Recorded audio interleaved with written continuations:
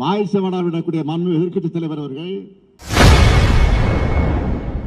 இன்னொரு கட்சி தலைவர் அறிக்கையை அப்படியே காப்பி பேஸ்ட் பண்ணி அதை அவர் வெளியிட்டு இருக்கிறார், படிச்சுக்கிட்டு இருக்கிறார், பேசிக்கிட்டு இருக்கிறார். பிரபல பத்திரிகைகள் தன்னுடைய இணைய பக்கத்தில் அவரோட காப்பி அடிச்ச அறிக்கையை போட்டாங்க. இதுதான் அவர் சொல்லக்கூடிய குற்றச்சாட்டுகள் எப்படிப்பட்ட என்பதற்கு சான்று.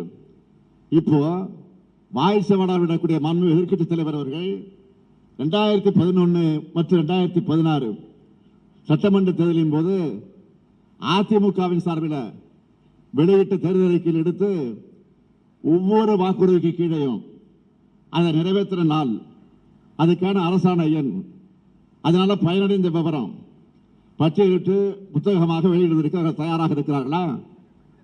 முழுசா 10 ஆண்டுகள் ஆட்சி செஞ்சு தமிழ்நாட்டை அதல பாதாளத்திற்கு தள்ளின மக்கள் வரதிருப்பான்னு நினைக்கிறாரு. புது புது கதைகளோடு வரார் எதிர்க்கட்சி தலைவர் அவர்கள். சென்னை முதல் கன்னியாகுமரி வர கடலோர சாலை திட்டம்னு சொன்னாங்களே, நிறைவேற்றினாங்களா? மகளிருக்கு 50 விழுக்காடு மானியத்தில் ஸ்கூட்டர் வழங்கப்படும் சொன்னார, யாருக்காவது கொடுத்திருக்கிறாங்களா? எல்லா குடும்ப அட்டைதாரர்களுக்கும் செல்போன் வழங்கப்படும் சொன்னாங்களே, கொடுத்தாங்களா? தென் தமிழகத்தில் ஏரோ பார்க் வந்துடுச்சா?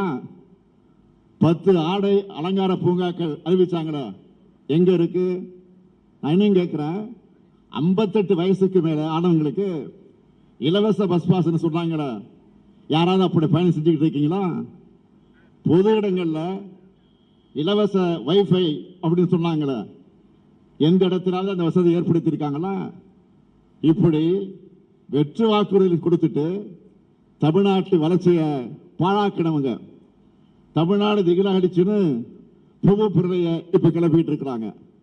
தவழ்ந்து தவழ்ந்து தமிழ்நாட்டை தரமட்டத்துக்கு அனுப்பணுமங்க. பொய்களாலும் அவதூறுகளாலும் நம்ம வீழ்த்த முடியுமான்னு பார்க்கிறாங்க. செய்திகளை உள்ளது உள்ளபடி தெரிந்து கொள்ள ரெஃப்ளெக்ட் நியூஸை சப்ஸ்கிரைப் பண்ணுங்க.